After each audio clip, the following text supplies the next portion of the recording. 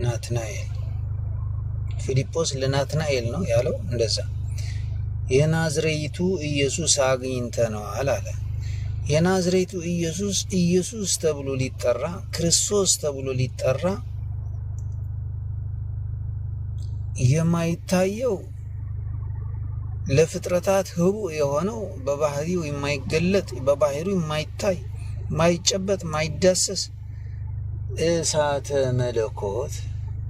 እሳተ መለኮት መላእክት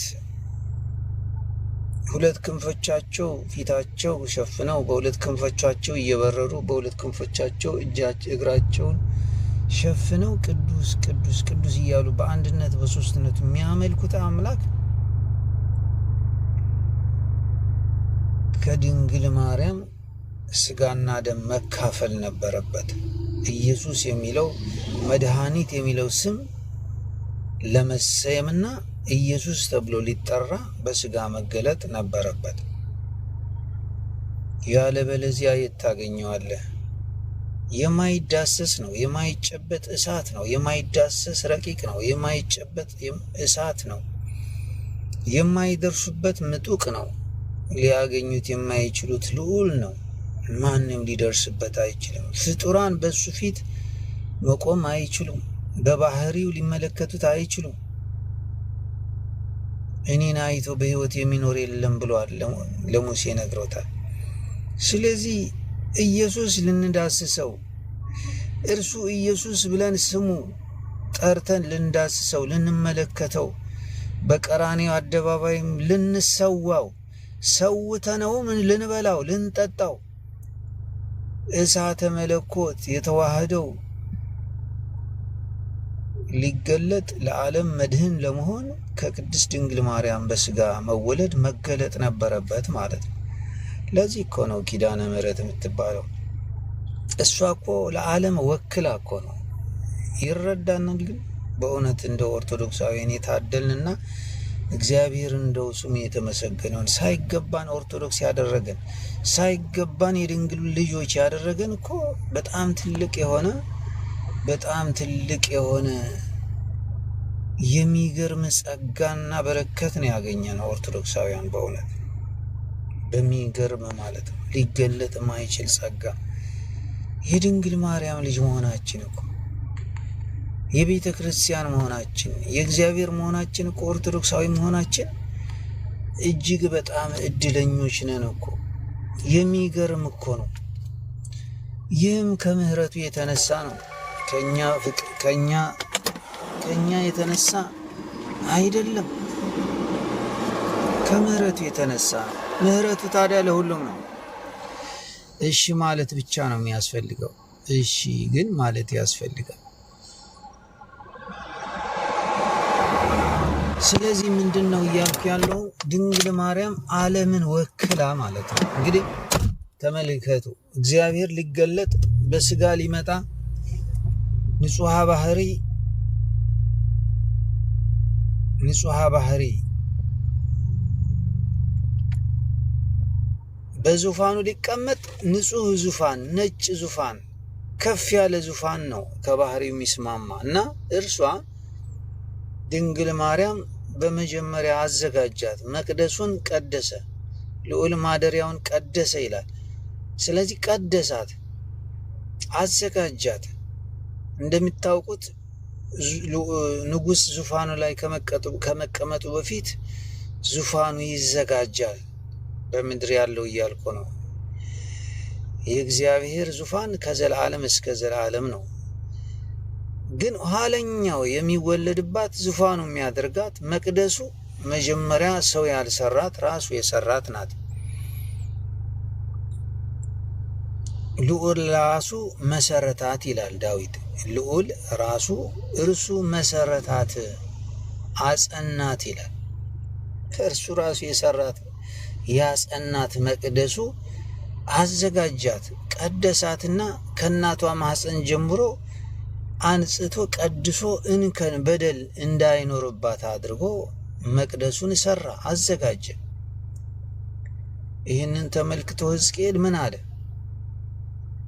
በምስራቅ በኩል ወዳለው መቅደስ አመጣኝ። ይህ መቅደስ አለኝ አለ የሰራዊት ጌታ እግዚአብሔር እንዲህ ይላል፣ ይህ መቅደስ ለዘላለም ተዘግቶ ይኖራል፣ ማንም አይገባበትም፣ ማንም አይገባበትም።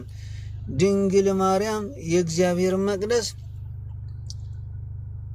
ፍጡራን ሊቀርቧት የማይችሉ ማንም ፍጡር የማይቀመጥበት የማይገባበት የእርሱ ብቻ ዙፋን የእርሱ ብቻ መቅደስ ናት። ያሳዝናሉ ወገኖቻችን። የእግዚአብሔር ዙፋን ኩሩቤል ሲሸከሙ አይነኩትም። የሚገርማችሁ በብርሃን አንድ አምድ ምሰሶ ነው የሚይዙት ዙፋኑ ራሱ። የሚገርመው ማለት ነው ኩሩቤል ሲሸከሙ ዙፋኑ በእጃቸው ዙፋኑን ይዘው አይደለም፣ በእሳት አምድ ነው የሚሸከሙት። በዙፋኑ በእግዚአብሔር ዙፋን ላይ የሚቀመጥ ፍጡር የሚባል ነገር የለም። በዙፋኑ ሊቀመጥ ቀርቶ ፍጡር በእግዚአብሔር ፊት መቆም አይችልም። ፍጡር በእግዚአብሔር ባለው ባህሪ ፊት እግዚአብሔርን አይቶ በባህሪው ቢገለጥ በባህሪው ፊት ራሱ መቆም አይችልም። በዙፋኑ ሊቀመጥ ቀርቶ እያልኳችሁ ነው። እግዚአብሔርን አይቶ በህይወት የሚኖር የለም ፍጡር የተባለ መላእክትም ሰዎች። ስለዚህ ነው የእግዚአብሔር መቅደስ ማንም ሊገባበትና ማንም ዙፋኑ ላይ ሊቀመጥ የሚችል ፍጡር የለም።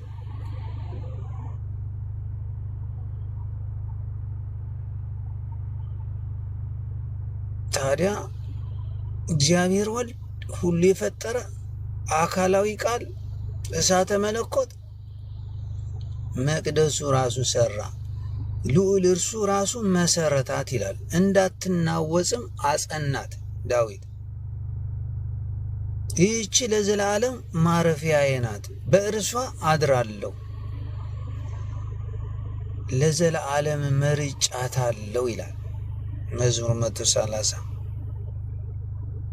አድራለሁ በእርሷ ለዘላለም ማረፊያዬ ማደሪያዬ ናት አላት። ሕዝቅኤል ተመለከተና ይህች የተሰራችው ከሕያውና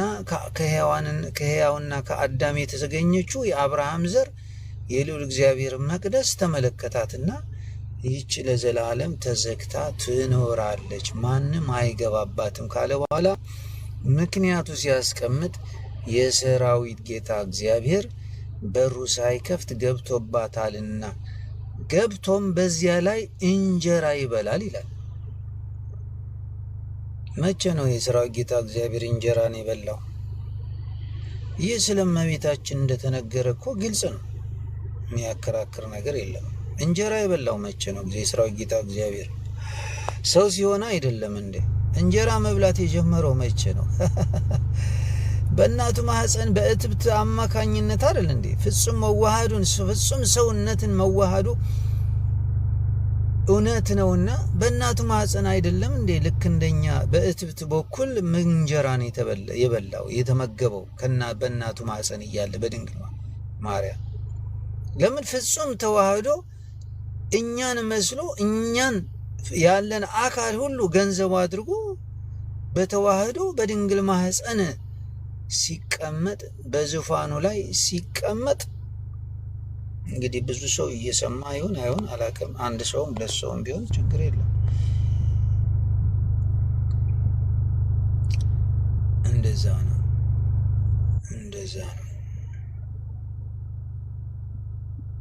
እንደዛ ነው ማለት ነው። ስለዚህ የሰራዊት ጌታ እግዚአብሔር በማህፀኗ አደረ። ሳይከፍት ማለት በድንግልና ተጸነሰ፣ በድንግልና ተወለደ። ድንግል ጸንሳ ፈጣሪዋን ትወልዳለች፣ ስሙም ኢየሱስ ትይዋለች። ድንግል ጸንሳ ወንድ ልጅ ትወልዳለች፣ ስሙም አማኑኤል ትለዋለች። አማኑኤል ማለትም እግዚአብሔር ከኛ ጋራ ማለት ነው።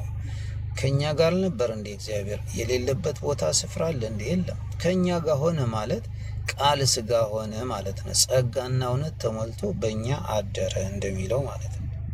እሱ ነው።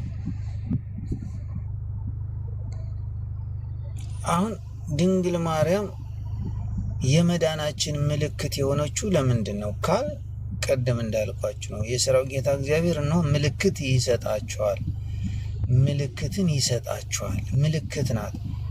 የምን ምልክት? የምን ምልክት ናት? እሷ የመዳናችን ምልክት ናት። የሰው ልጅ የሚድንበት ዘመኑ ደረሰ፣ ቀኑ ደረሰ።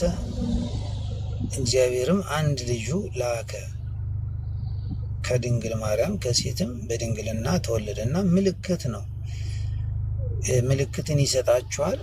ድንግል በድንግልና ጸንሳ በድንግልና ትወልዳለች የሚለው ምልክት ነው። እሱ ራሱ ምልክቱ ምንድን ነው? በድንግልና ተጸንሶ በድንግልና የሚወለደው የባህሪ አምላክ በመሆኑ ነው።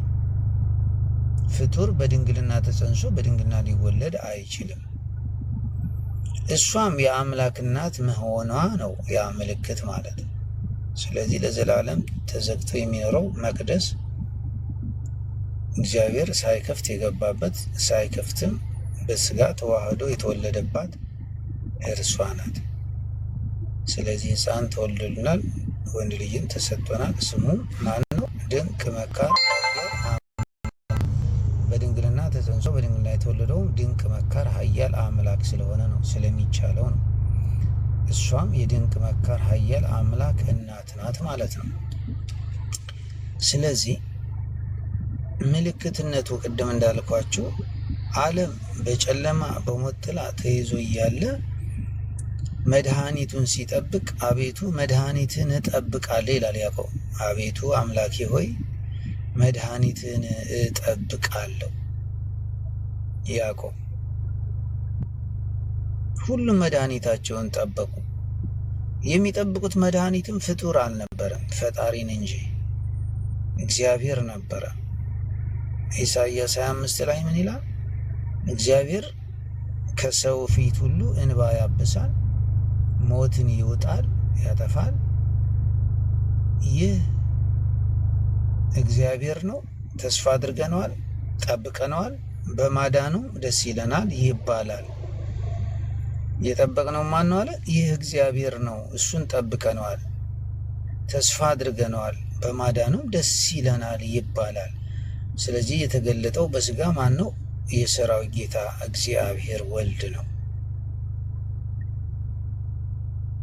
ስለዚህ ብቻዋ ዓለም በጨለማ ሳለ በሞት ጥላ ሳለ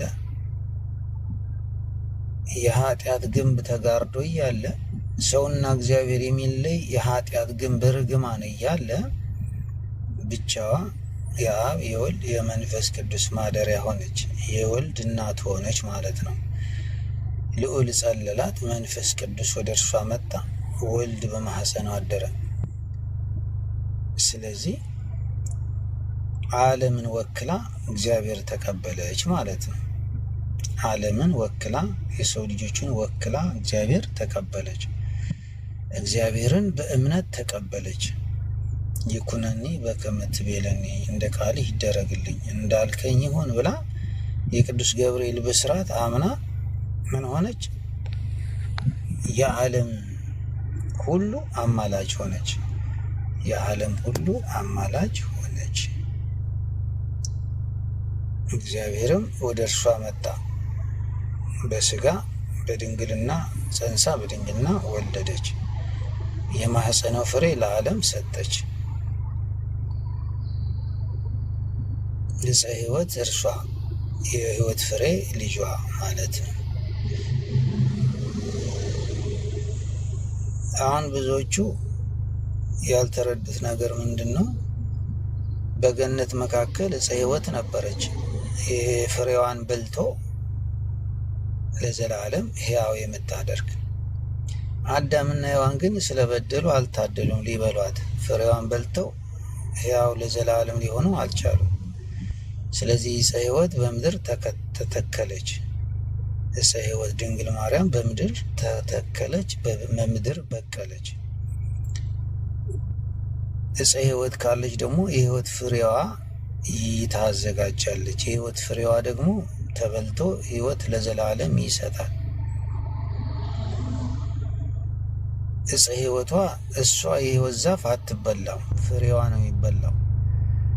የዕፀ ሕይወት ድንግል ማርያም አልተሰቀለችም፣ ስጋዋም አልቆረሰችም፣ ደሟም አላፈሰሰችም። ከእሷ የተገኘው የማኅፀኗ ፍሬ እርሱ ተሰቀለ፣ እርሱ ለዓለም ሕይወት ሰጠ። ስለዚህ የሕይወት ፍሬ ይዛ ለአንተ የሰጠች የሕይወት ፍሬ እንድትበላ ለዘላለም ሕያው እንድትሆን የሕይወት ፍሬ ማኅፀኗ ፍሬ የእሷ ፍሬ የሰጠች መርሳት የለብህም ማለት ነው። ፍሬው ከመብላት በፊት የነገሩ አትታደልም ለመብላት እንጂ አዳምና ሔዋን ለምሳሌ ቢበሉ ኑሮ የሕይወት ፍሬው ለዘላለም ሕያው ለመሆን የሚሄዱት ወደ ዕፀ ሕይወቷ ነው የሚሄዱት። ዕፀ ሕይወት ሳይሄዱ ፍሬው አያገኙ። መጀመሪያ ወዴት ነበር ጉዞው? ወደ ዕፀ ሕይወት ፍሬ ወይም ዕፀ ሕይወት ወደ ሆነች ዛፍ ነበረ መሄድ የነበረባቸው። ልክ ሔዋን ሄዳ ዕፀ በለሱ እንደበላች ዕፀ በለሱ ጋር ባትሄድ የዕፀ በለሱ ፍሬ አትበላም ነበር። እንደዚህ የዕፀ ሕይወት ለመብላት ቢታደሉ ነበር ኑሮ ወደ ሕይወት ዛፏ ነበር የሚሄዱት። ከዛም ከሕይወት ዛፏ ፍሬው ይወስዱና ይበሉ ነበር። ልክ እንደዚህ ማለት ነው። ዕፀ ሕይወት የሆነው ወይ የሕይወት ፍሬ የሆነው ክርስቶስ ለማግኘት ዕፀ ሕይወት ማን ነው? የሕይወት ፍሬ ያስገኘችው የሕይወት ዛፍ እሷ ጋር መሄድ ይፈለጋል። ስምዖን አረጋዊ ሂዶ ሕፃኑን የታቀፈው ወደ ድንግሊቱ ወደ እሷ ሂዶ ነው የማኅፀኗ ፍሬ ከእርሷ የተቀበለው።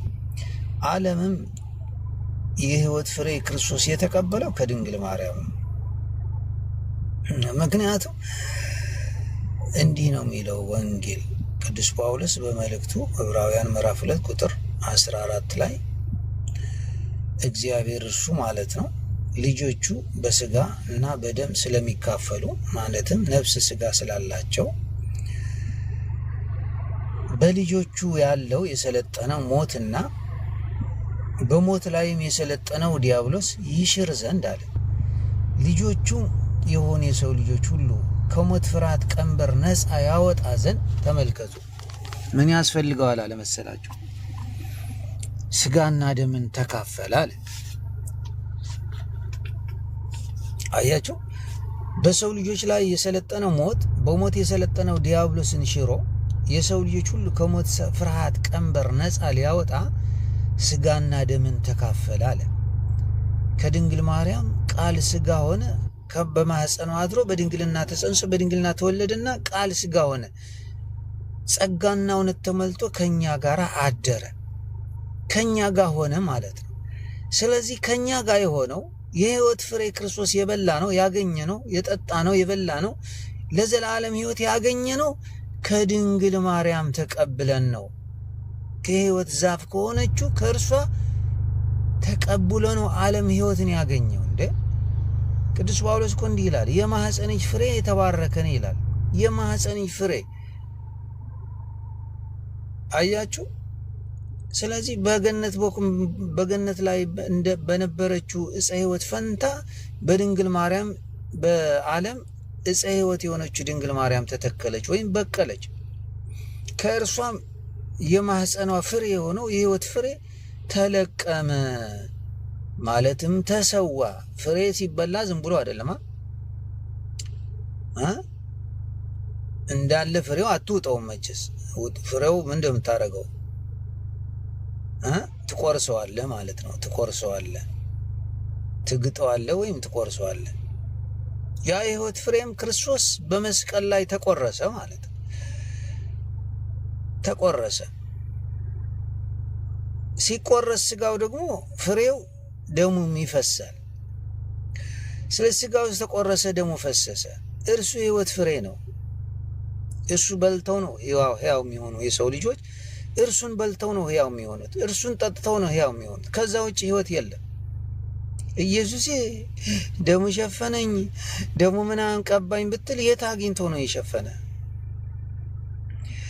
ደሙ ማግኘት አለብህ። ያውም የፍጡር ደም አይደለም፣ ያውም ሩቅ ብእሲ ደም አይደለም፣ መለኮት የተዋሃደው ደም።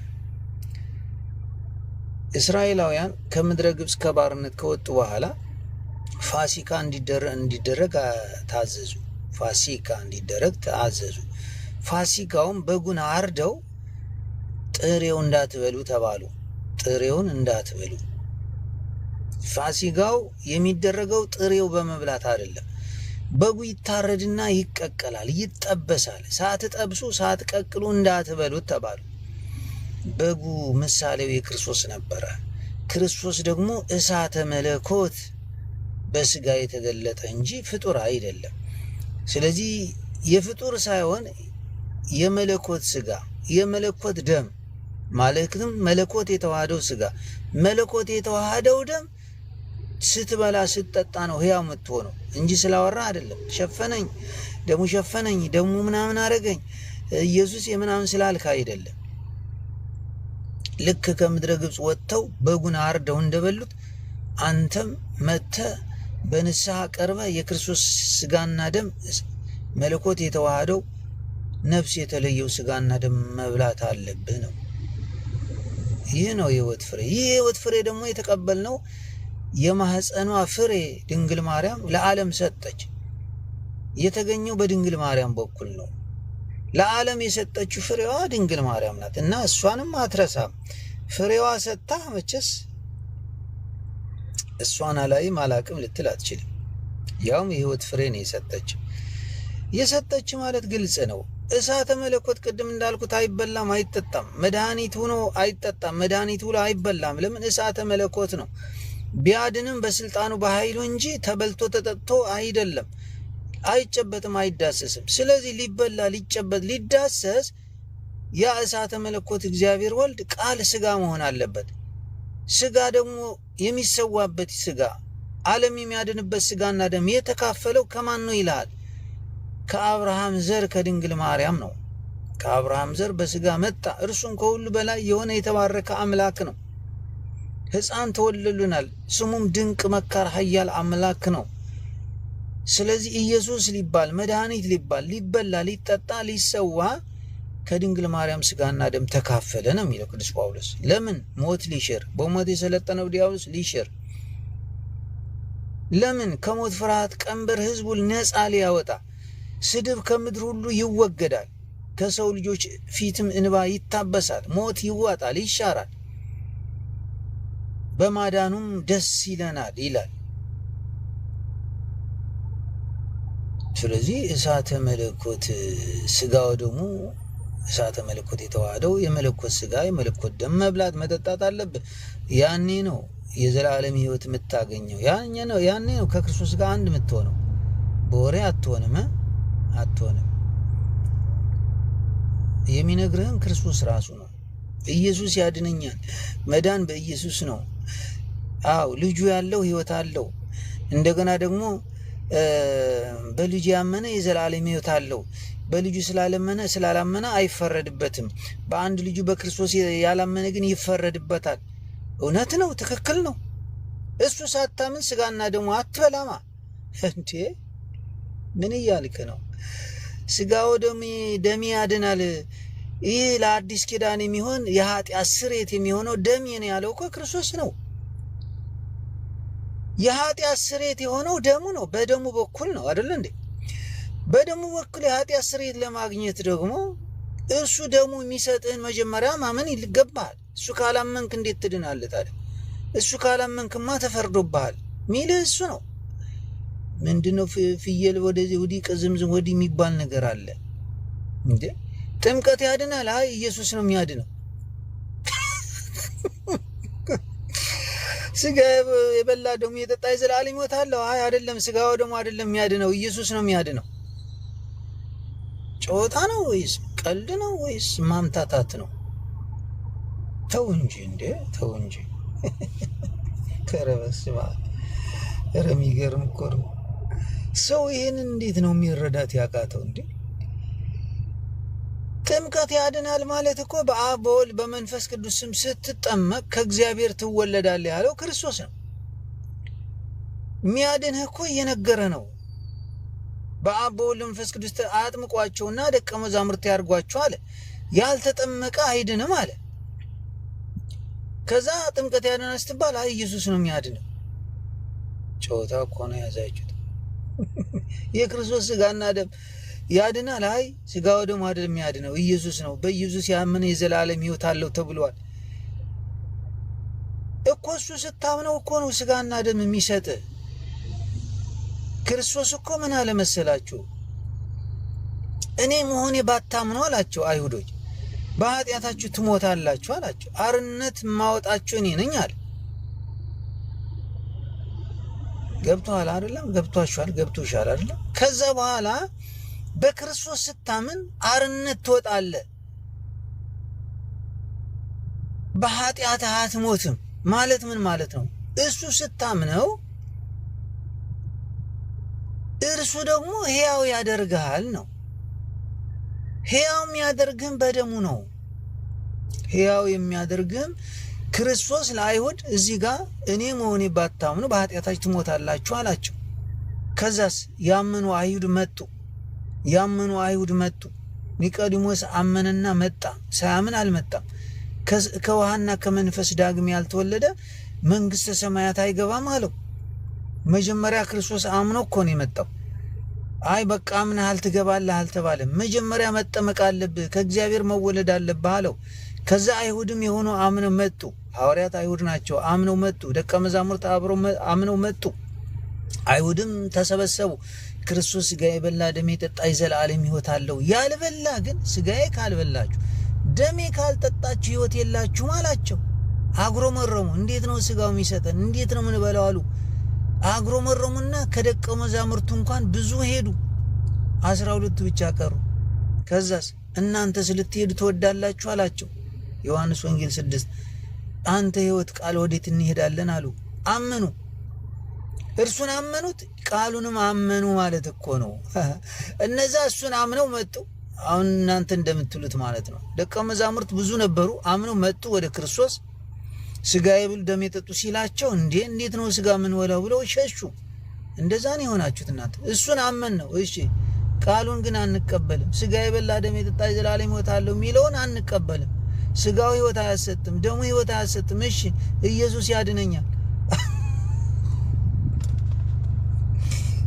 እሺ ለማንኛውም ጨዋታ ነው። አየህ አይደለም? አምነህ ትመጣለህ ክርስቶስ የሚል